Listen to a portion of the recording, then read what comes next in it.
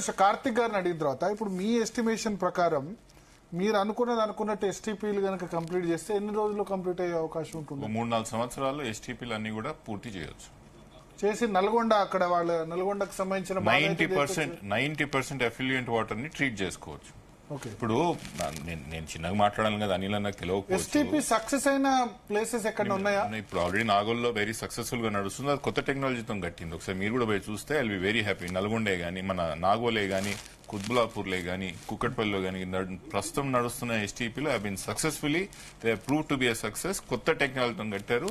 పాత టెక్నాలజీ మీరు అన్నమాట వాస్తవమే, కానీ కొత్త టెక్నాలజీలో కడుతున్నది మాత్రం సక్సెస్ గా ప్రూవ్ అయినాయి. ఇప్పుడు ఒకటే విషయం చెప్తా, అనిల్ అన్న ఎస్టీపీలు కట్టేది పైన కింద ఉండవు. స్టడీ చేస్తారు ఒక నదిలకి ఎంట్రీ పాయింట్స్ ఏవేవి వస్తున్నాయి, ఎక్కడెక్కడ ఉంటున్నాయి, ఆ ఎంట్రీ పాయింట్స్ పైన ఎస్టీపీలు కట్టి ట్రీట్ చేసి అదే ఎంట్రీ పాయింట్స్ ద్వారా మళ్ళీ నదిలోకి వదులుతారు. ముందు కట్టేది వెనకాల కట్టేది ఉండదు భరత్. ఏ ప్రాంతంలో ఎక్కువ ఇన్లెట్స్ ఉన్నాయి నదిలోకి, ఎక్కడికి లెక్క పొల్యూట్ అవుతుంది, ముందు అక్కడ ట్రీట్ చేస్తేనే కదా నది ట్రీట్ అయ్యేది. మీరు అది వదిలేసి మేము ముందు కడతాం వెనక కడతాం ఏంది? ఎక్కువ అఫిలియంట్ మూసీ నదిలో జరుగుతున్నది అంతా కూడా కాదన్నా. మీరు అనే నది మీద కట్టుడు వెనక కట్టుడు అంటారు కదా, అట్లా ఉండదు నది ఒక్క అనేది. మీరేమన్నారు? మేము హెడ్ పాయింట్ లో స్టార్ట్ చేస్తున్నాం ఎస్టీపీలు కట్టడం, ఆడికెళ్ళి కింది చేస్తాం, అట్లా కాదు. ఎస్టీపీలు కట్టాల్సింది ఎంట్రీ పాయింట్స్ ఎక్కడెక్కడైతే నదిలో ఉన్నాయో అక్కడ కట్టాలి కదా. మీరు ఆల్రెడీ ఐడెంటిఫై చేశారు, ఆల్రెడీ స్టడీ జరిగింది. మేజర్ గా కోర్ సిటీలోనే ఉన్నది. కోర్ సిటీ ఎక్కడ ఉంది? ఈ ఫస్ట్ పేజ్ మీద ఏదైతే కడతా అంటున్నారో దాని కిందనే ఉన్నది. నేను ఇంకో విషయం కూడా చెప్తున్నా, అనిల్ అన్న చాలా తెలివిగా మనం ఆ ప్రశ్న తప్పించుకున్నారు.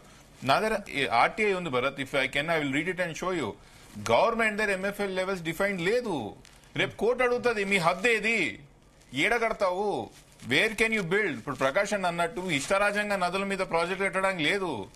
ఇరిగేషన్ ప్రాజెక్టులకు కూడా you have to take environmental clearance. ఏది ఎన్వైరన్మెంటల్ క్లియరెన్స్ చూపించండి. ఇరిగేషన్ ప్రాజెక్టులకు ఎన్వైరన్మెంటల్ క్లియరెన్స్ అడుగుతారు, సోషల్ ఇంపాక్ట్ అసెస్మెంట్ స్టడీ అడుగుతారు, బేసిక్ ఎంఎఫ్ఎల్ లెవెల్స్ అడుగుతారు. మీ దగ్గర ఏది లేకుండా ఎన్విరాన్మెంటల్ క్లియరెన్స్ అంటే తర్వాత ఇప్పుడు కాళేశ్వరం ఉంది, లేదా పాలమూరు రంగారెడ్డికి ఇప్పటికి కూడా ఎన్విరాన్మెంటల్ క్లియరెన్స్ ఎన్జిటికి పోయినారు కదా, నడుస్తున్నారు. అప్పుడు డ్రింకింగ్ వాటర్ ప్రాజెక్ట్ అని చెప్పారు వాళ్ళు. నేనేమంటున్నా, మీరు అనుకున్నంత ఈజీగా మేము ఎట్లాంటి అట్లా చేస్తాము నదుల మీద అని చేయడానికి లేదు. There is a certain provision.